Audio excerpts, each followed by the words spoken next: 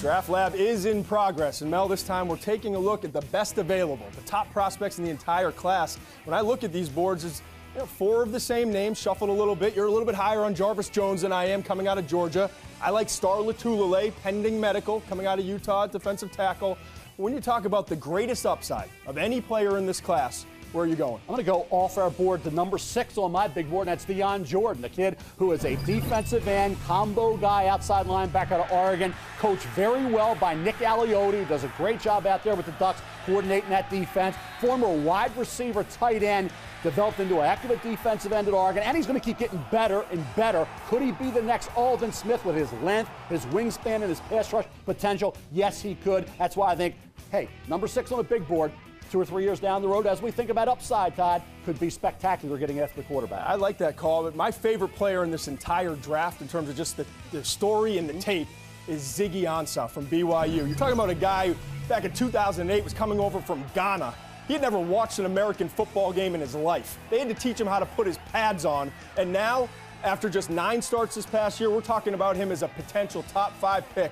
You stack up his measurables against Jason Pierre-Paul from the Combine, and then you look at the tape late in the season where he progressed. This guy has a chance to be a big-time difference maker, and I love him going somewhere in the top 5. Everything you said, Todd, was accurate, and you even threw in that top 5. That's why I think Ezekiel Ansah presents some risk. Come on. Because limited football background, Senior Bowl practices, these were neutralized. There's no question he was not a factor in those practices. Was in the game, but not in the practices. Didn't have a lot of production at BYU, minimal amount of sacks. Doesn't play a lot of football. Comes in as an undrafted free agent for the year, and you're moving him up to maybe 2nd pick overall, top 5. To me, that automatically qualifies as some risk. I just ignored everything you said. Cordero Patterson, wide receiver from Tennessee. When don't you?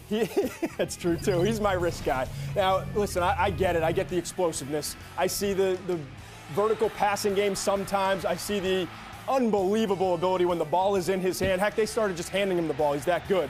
But what I don't see is a receiver who knows how to run routes, who knows how to read defenses, and that you can trust when you need. I mean, he disappears for 30, 40 plays at a time when you're studying that tape.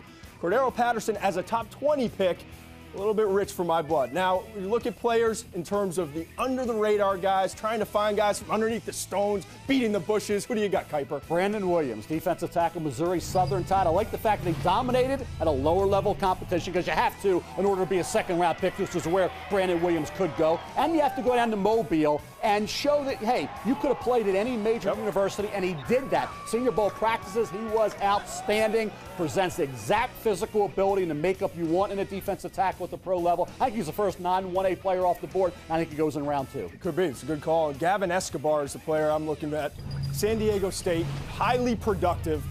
Anytime they threw the ball up for grabs, he came down with it. I think he has the best hands of any tight end in this class, not named Eifert.